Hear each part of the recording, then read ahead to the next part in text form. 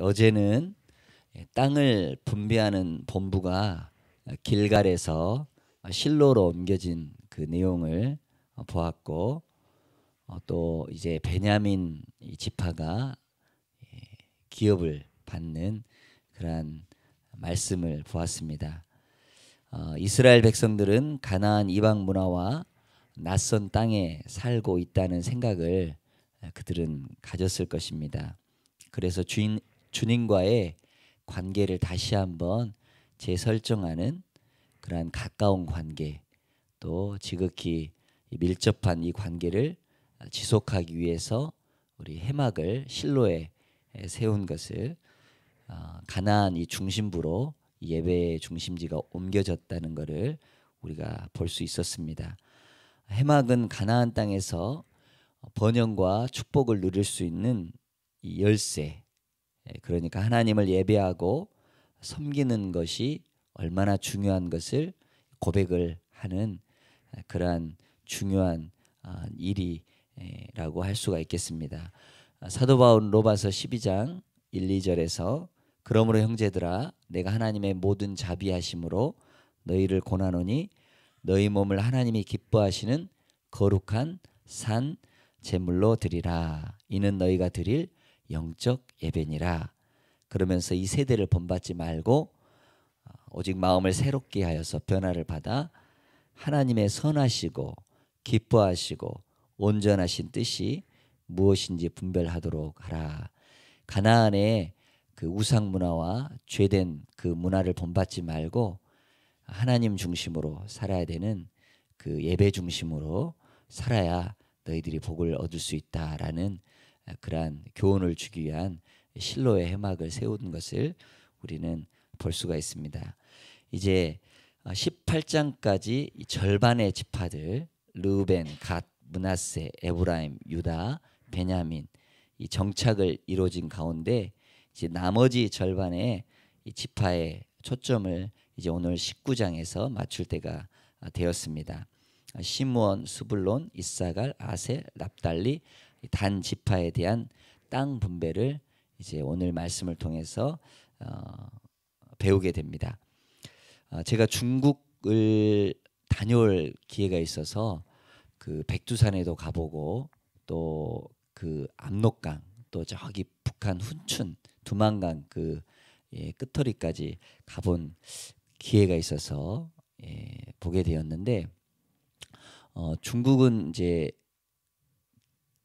예수님 믿는 기독 인구가 뭐 가정교회, 뭐 삼자교회, 지하교회 뭐 이렇게 탄압이 있긴 하지만 그 1억 명이 넘어간다고 해요. 그러니까 많은 그 숫자가 이렇게 예수님을 받아들이고 모셔드리고 예배드리고 있는데 이제 뭐 북한도 미미하게 그 지하에 교회 있죠. 그리고 뭐 어용교회, 뭐 봉숙교회, 칠곡교회 뭐 이런 그 국가에서 이렇게 하는 그 교회도 외부에 그런 보이기 위한 교회도 있습니다만 북한에 이렇게 교회가 많이 없죠. 왜냐하면 탄압하고 또 이 폐쇄를 시켰기 때문에. 근데 제가 그 땅들을 보면서 한 가지 느낀 게 뭐냐면 제가 8월 정도에 갔는데 중국 땅에는 옥수수가 제 키만큼 이렇게 커 있더라고요. 근데 이제 그 압록강을 이 경계로 저 멀리 이 보니까 북한 땅은 민둥산입니다. 예.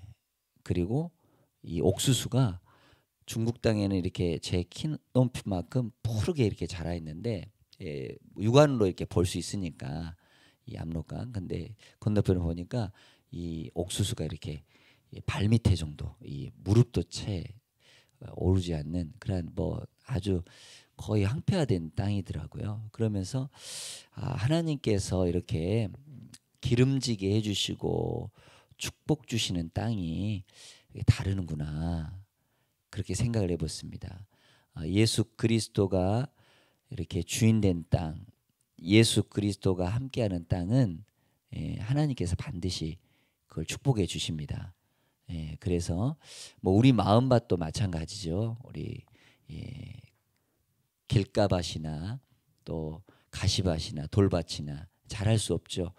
그런데 하나님의 말씀을 받아들이고 그 말씀을 통해서 예배드리는 그런 곳은 하나님께서 이렇게 기름지게 하고 풍요롭게 하는 것을 이렇게 볼 수가 있습니다. 하나님이 떠난 곳은 여러분들 가난과 또한 이 메마름, 사막과 같은 광야 같은 것입니다.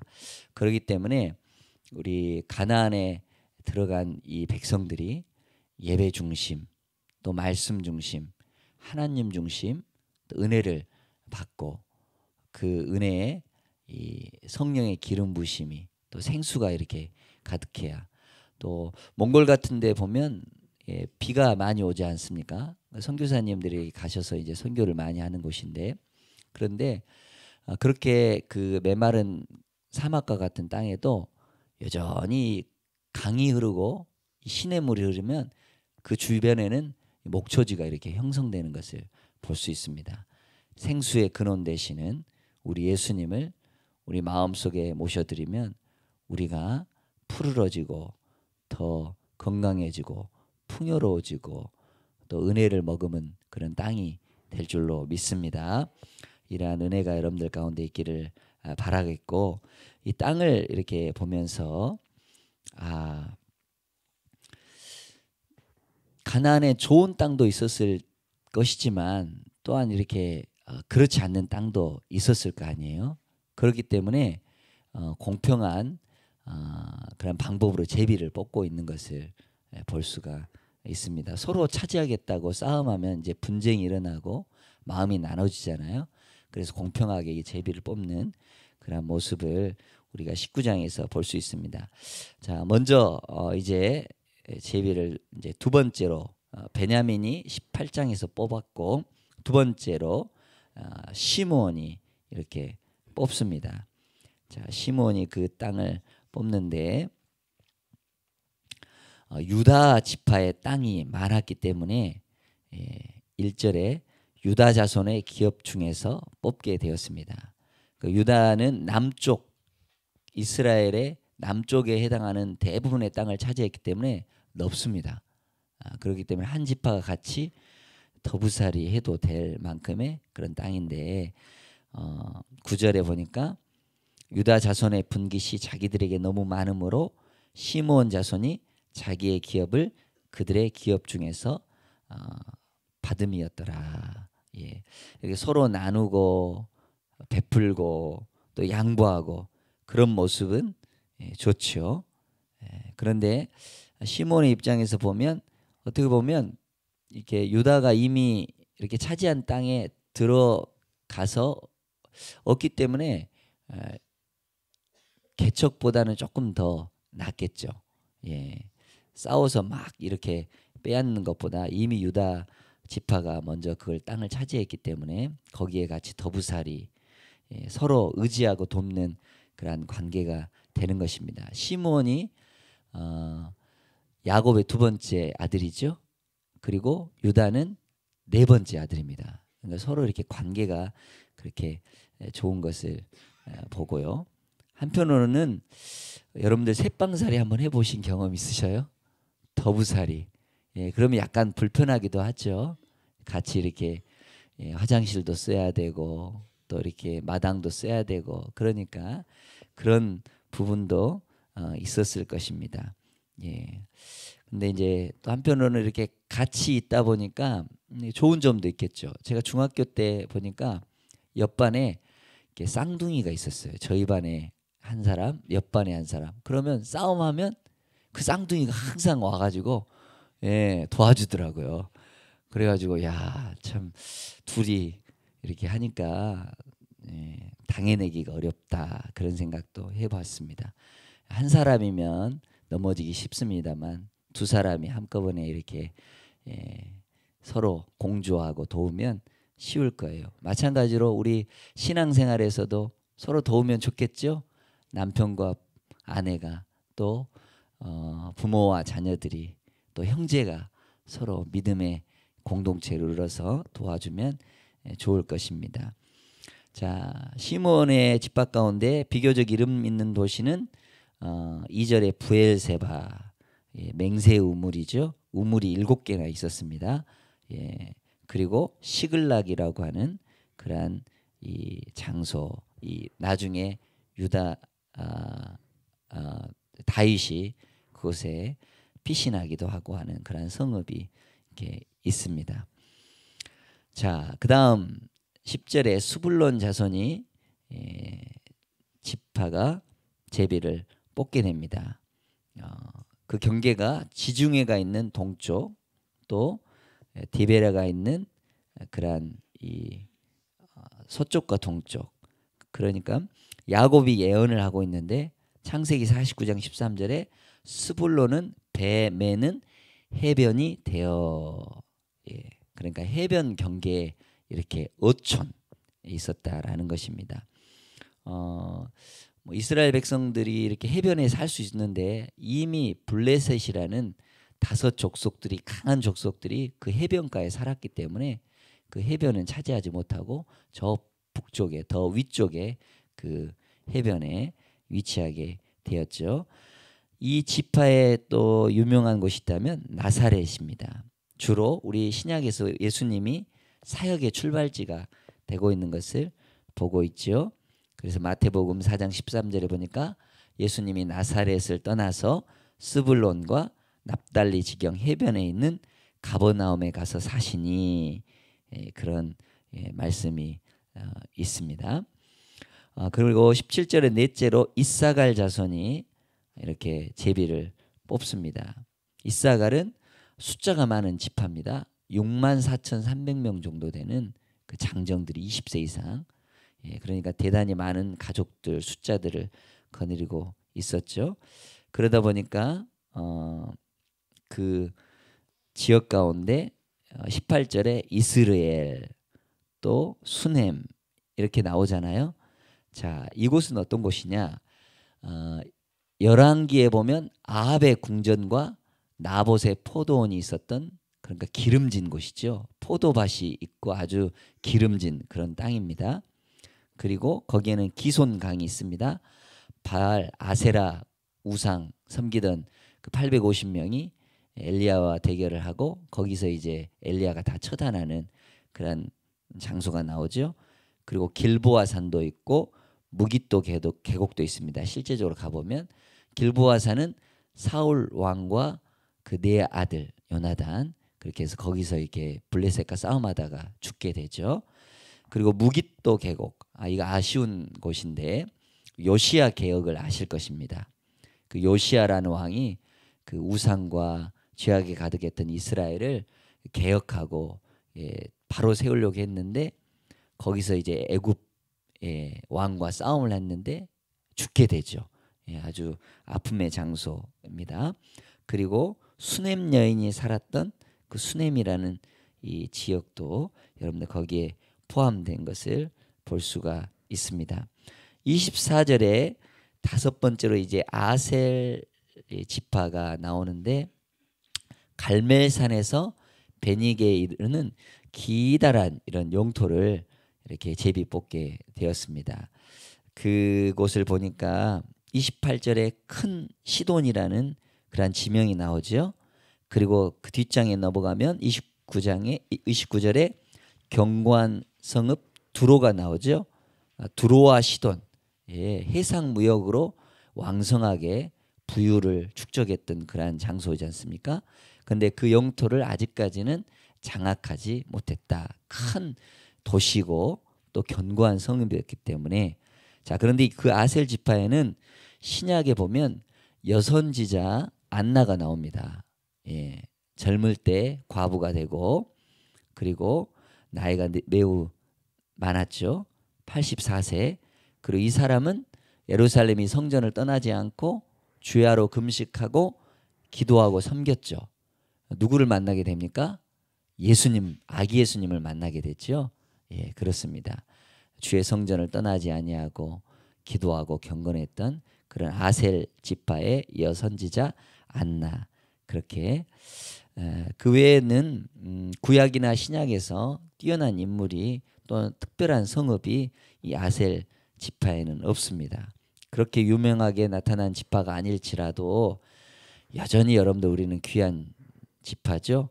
여러분들 만약 열 손가락 가운데 새끼 손가락 한 개 없으면 불편하죠. 예, 그렇습니다. 몸에 더 약하게 보이는 지체가 도리어 요긴하게 쓰이게 되는, 사람 앞에 유용하게 나타나는 것이 없을지라도 하나님은 여전히 중요하게 귀하게 여기신다라는 사실을 우리는 영적으로 또 깨달아야 할 것입니다. 이제 여섯 번째로 납달리 지파 보니까 모든 지파의 가장 북쪽에 해당하는 그러한 지역을 제비 뽑습니다. 특징으로 보니까 사하나님의 상수리 나무, 아마 울창한 그러한 숲속이었던 것 같아요. 여러분들 공기도 좋았겠죠. 그러니까 저기 레바논 쪽 가까운 헐몬산, 높은 산, 거기는 뭐 늘 만년설이죠. 높고 그리고 좋은 나무들, 상수리 나무, 큰 편백나무 뭐 이런 것들이 많은. 그다음 긴네렛이라는 35절에 이제 호수, 갈릴리 호수 그렇게 있는 것을 볼 수 있습니다. 그런데 이렇게 가장 북쪽에 기업을 받았지만 나중에는 단 지파에 흡수가 됩니다. 그래서 이스라엘을 남과 북으로 이야기할 때 우리나라도 마치 한라에서 백두까지 이렇게 전체적으로 얘기를 하잖아요. 우리나라를 남쪽 끝에서 북쪽 끝까지를 얘기할 때 그렇게 표현을 합니다. 그러면 이스라엘도 역시 남쪽에서 북쪽까지 이렇게 표현할 때 뭐 예를 들어서 브엘세바 맨 남쪽이죠. 그러면 저 위쪽은 납달리 지경 가운데 하나에 뭐 이렇게 포함된 도시라든지 뭐 지명과 뭐 어떤 지역을 표현해야 될 텐데 이스라엘의 남북의 그런 특징은 단에서부터 브엘세바까지 그렇게 됩니다. 나중에 납달리가 그렇게 단에 흡수되는 것을 볼 수가 있습니다. 이렇게 이런 특징이 있고요. 마지막으로 이제 일곱째 단 지파가 제비를 뽑습니다. 단 이 지파에는 보니까 41절에 소라, 에스다올, 43절에 딥나 이런 표현들이 나오고 있는데 땅이 나오고 있는데 소라는 왕벌이라는 뜻입니다. 에스다올은 강한 여인, 그리고 딥나는 넘치는 분깃이라는 의미가 히브리어로 있습니다. 자, 그런데 이러한 세 지명을 보면서 누가 생각납니까? 이제 나중에 좀 배울 건데 사사기에 삼손이 여러분들 생각나죠? 삼손의 이야기. 삼손의 고향이 소라입니다. 그리고 뭐 딥나에서 그 여인을 만나고 이런 부분들이 이야기를 사사기 13장에서 16장까지 그렇게 되어지고 있습니다. 그리고 욥바 항구 도시죠. 지금 이제 이스라엘 지역에 가보면 이 항구 도시로 욥바가 되게 유명합니다. 그리고 특징을 보니까 47절에 단 자손의 경계는 더욱 확장되었다. 계속해서 이렇게 더 넓혀갔다라는 것입니다. 우리의 기도의 지경도 넓혀가야 되겠고 믿음의 지경도 넓혀가야 되겠고 또 영적인 부분에 있어서 말씀의 지경도 더 넓혀져 가야 될 줄로 믿습니다. 야베스의 기도가 그런 기도죠. 주께서 내게 복을 주시려거든 어떻습니까?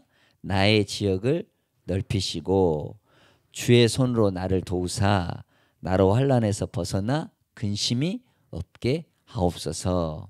그렇죠. 하나님께서 그렇게 기도하는 기도를 야베스의 기도를 들어주셨다. 우리 이런 야베스의 기도 많이 그렇게 드리지 않습니까? 그리고 레셈과 싸워서 그것을 점령하여 칼날로 치고 그것을 차지하여 거기에 거주하였다. 모세의 예언도 그렇고요. 야곱의 축복도 그렇습니다. 단은 뭐 튀어나오는 사자의 새끼 이렇게 모세가 예언을 했고 또 야곱은 이렇게 축복을 했죠. 다는 길섭의 뱀이요 샛길의 독사로다. 말굽을 물어서 그 탄 자를 뒤로 떨어지게 하느니라. 이렇게 이야기를 하는 것을 볼 수 있습니다. 충성과 용기, 노력 이런 것이 단 자손에게 있었다라는 것을 볼 수가 있습니다.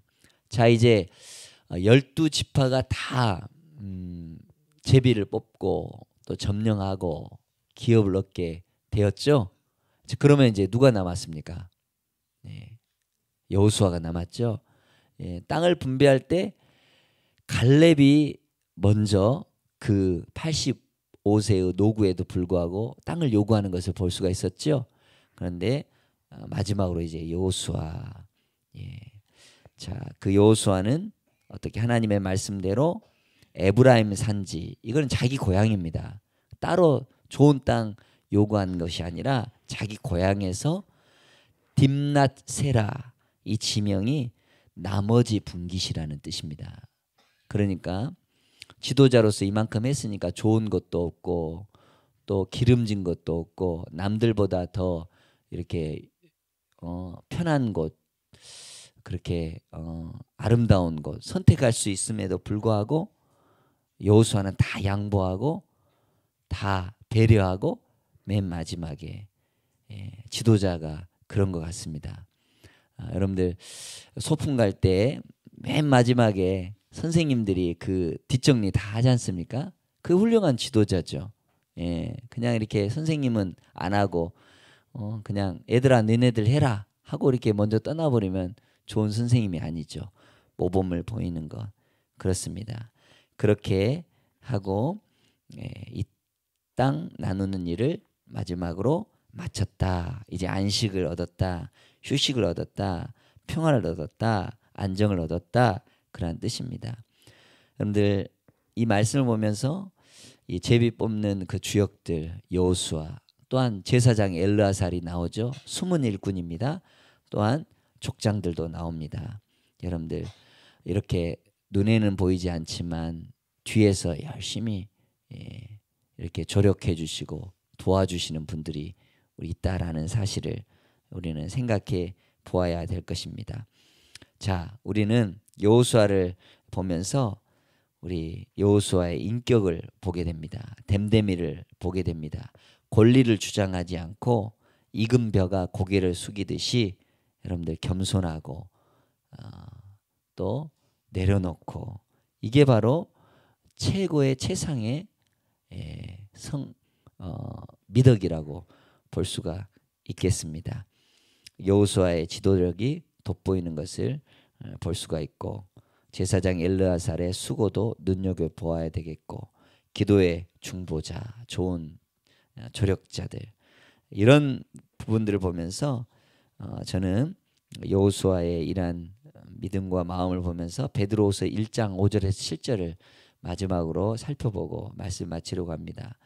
그러므로 너희가 더욱 힘써 너희 믿음의 덕의 지식을, 지식의 절제를, 절제의 인내를, 인내의 경건을, 경건의 형제우애를, 형제우애의 사랑을 더하는 그러한 이 품성, 인격, 또 하나님의 성품, 그래서 그게 바로 보배로운 믿음이 될 것이고, 또한 신성한 성품이 될 것이고, 이긴 자가 될 것이고, 그 천사도 흠모할 만한 그러한 믿음의 사람이라는 것을 우리는 볼 수가 있습니다. 여러분도 오늘도 이러한 예수님을 닮아서 나에게 주신 기업, 천국 유업, 이 귀한 일을 또 잘 감당하셔서 하나님께 영광 돌리는 믿음의 귀한 거룩한 사람들이 되시기를 축원합니다.